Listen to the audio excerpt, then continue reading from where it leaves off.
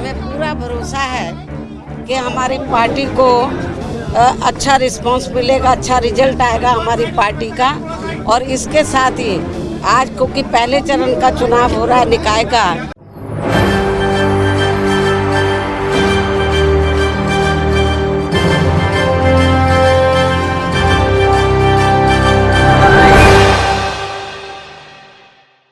क्या निकाय चुनाव के नतीजों से पहले जीत गई है समाजवादी पार्टी?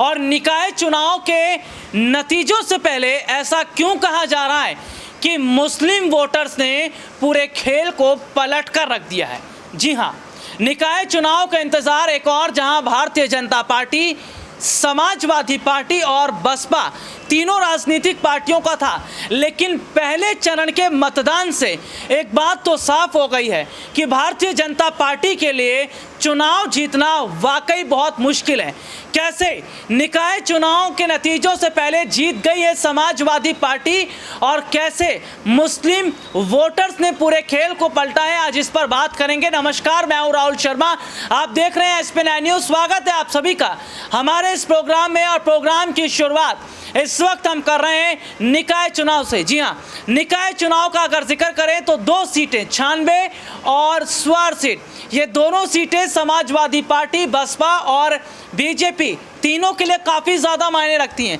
लेकिन समझिएगा कि पहले चरण के मतदान से ये पता चल जाता है कि आखिरकार लहर किस पार्टी की तरफ है। और अचानक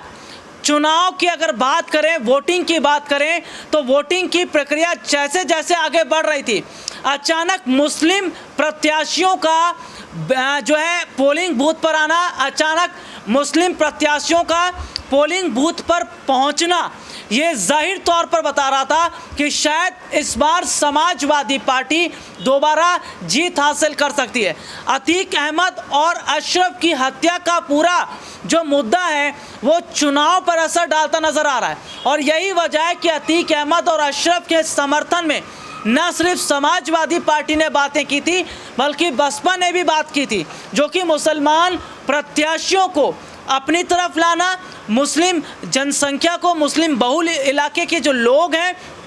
उनको अपने साथ जोड़ना, ये एक बड़ी रणनीति बनाई गई थी पार्टी की तरफ से। लेकिन सीधे सीधे तौर पर समझिएगा कि अभी हालात कुछ ऐसे देखने को मिल रहे हैं कि कई जगह फर्जी वोटिंग की खबर सामने आती है, कई जगह EVM में गड़बड़ी भी सामने आती है। और EVM का मुद्दा बहुत पहले से पार्टियों के द्वारा उठाया जा रहा है। EVM में गड़बड़ी का जो मुद्दा है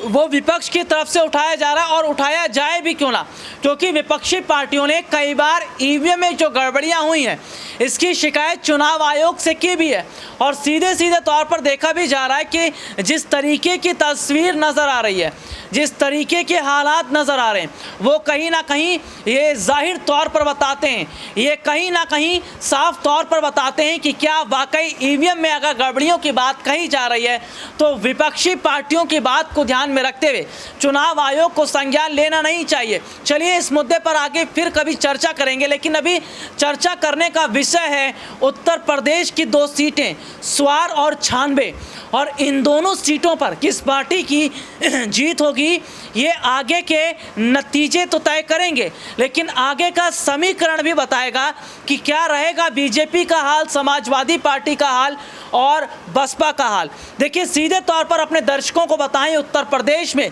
लोकसभा की कुल 80 सीटें और उत्तर प्रदेश से होके दिल्ली का रास्ता निकलता है। यही वजह है कि उत्तर प्रदेश का विधानसभा चुनाव जीतने के लिए भारतीय जनता पार्टी ने एक बड़ा खेल खेला और प्रधानमंत्री नरेंद्र मोदी ने खुद उतरकर विधानसभा चुनाव की पूरी काया को ही पलट दिया था। तो ऐसे में देखा जा रहा है कि जिस तरीके से विधानसभा चुनाव तो जीत गए, लेकिन लगातार कई निकाय चुनाव में भारतीय जनता पार्टी को हार मिलती रही। चाहे बात मैनपुरी की कर लें, चाहे बात और तमाम सीटों की कर लें, जसवंत नगर की बात कर लें,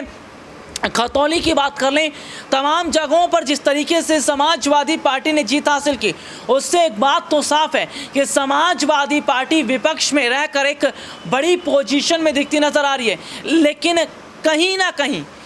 ना कहीं जो हालात इस वक्त के बन रहे हैं, कहीं ना कहीं जो स्थिति इस वक्त की बन रही है वो ये जाहिर तौर पर बता रही है, वो ये साफ तौर पर बता रही है कि कैसे अभी की स्थिति ये बताती है, अभी के हालात ये बताते हैं कि शायद आने वाले वक्त में भारतीय जनता पार्टी के लिए मुश्किल काफ़ी दिखती नजर आ रही है, वो भी साल 2024 के चुनाव से पहले। दरअसल निकाय चुनाव के पहले चरण के अगर मतदान की बात कर लें तो पहले चरण के मतदान में ये देखने को मिला कि जनता एक और जहां बीजेपी को लेकर कुछ बोलना नहीं चाह रही थी, तो पोलिंग बूथ पर जगह जगह और बड़ी संख्या में मुस्लिम जो वोटर हैं उनकी बड़ी तादाद का दिखना भारतीय जनता पार्टी में एक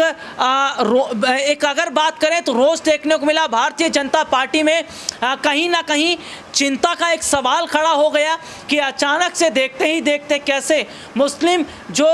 बहुल इलाके में लोग हैं वोट डालने निकले। हालांकि अखिलेश यादव की तरफ से, समाजवादी पार्टी की तरफ से ये कहा गया कि मुस्लिम महिलाओं को वोट डालने से रोका जा रहा था, ये कहा गया मुस्लिम महिलाओं के साथ बदसलूकी की गई है पोलिंग बूथ पर, जिस पर अखिलेश यादव काफ़ी भड़के, मायावती भी भड़की है। हालांकि प्रदेश के मुख्यमंत्री योगी आदित्यनाथ का भी यही कहना है कि अगर किसी की गलती होगी तो उसको सज़ा ज़रूर दी जाएगी। लेकिन क्या वाकई जिस तरीके के हालात देखने को मिल रहे हैं, और मुसलमान वोटर्स की अगर बात करें तो मुसलमान वोटर हमेशा से गेम चेंजर रहा है, और जिस तरीके से अभी तक समाजवादी पार्टी को मुस्लिम वोट पड़ते रहे, लेकिन अब ये वोट बंटने के काफ़ी ज़्यादा चांसेस नज़र आ रहे हैं। और जो वोट बंटने की बात कर रहे हैं ये बसपा की तरफ भी जा रहे हैं, यानी कि जो अगर हम बात करें विभाजन जिस तरीके से हो रही है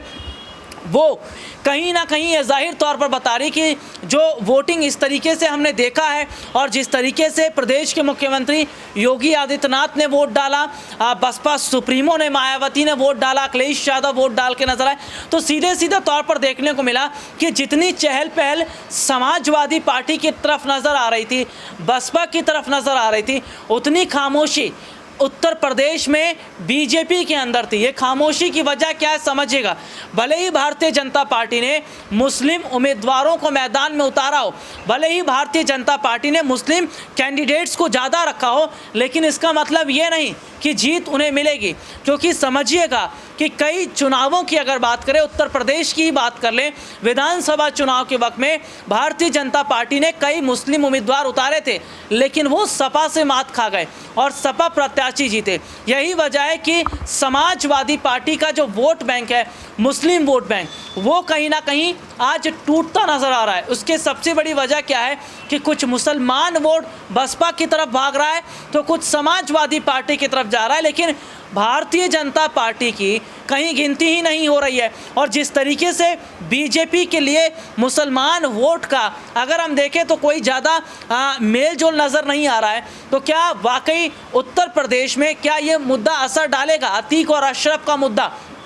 और अगर असर डालेगा तो क्या भारतीय जनता पार्टी के लिए नुकसान होगा। लेकिन समाजवादी पार्टी के समर्थन में जिस तरीके से लोग नज़र आ रहे हैं, या अगर मैं ये कह लें कि मुसलमान वोट बैंक अचानक से जो है वो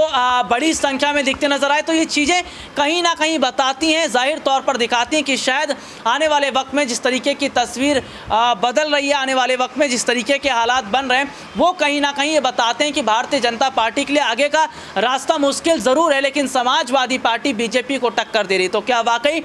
जिस तरीके से मुस्लिम वोट बैंक का जिक्र कर रही है, यही मुस्लिम वोट बैंक है जो समाजवादी पार्टी को बड़ी जीत दिलाता नजर आएगा। आज के लिए इतना ही, आपसे फिर दोबारा मुलाकात होगी, तब तक के लिए इजाज़त दीजिए, नमस्कार।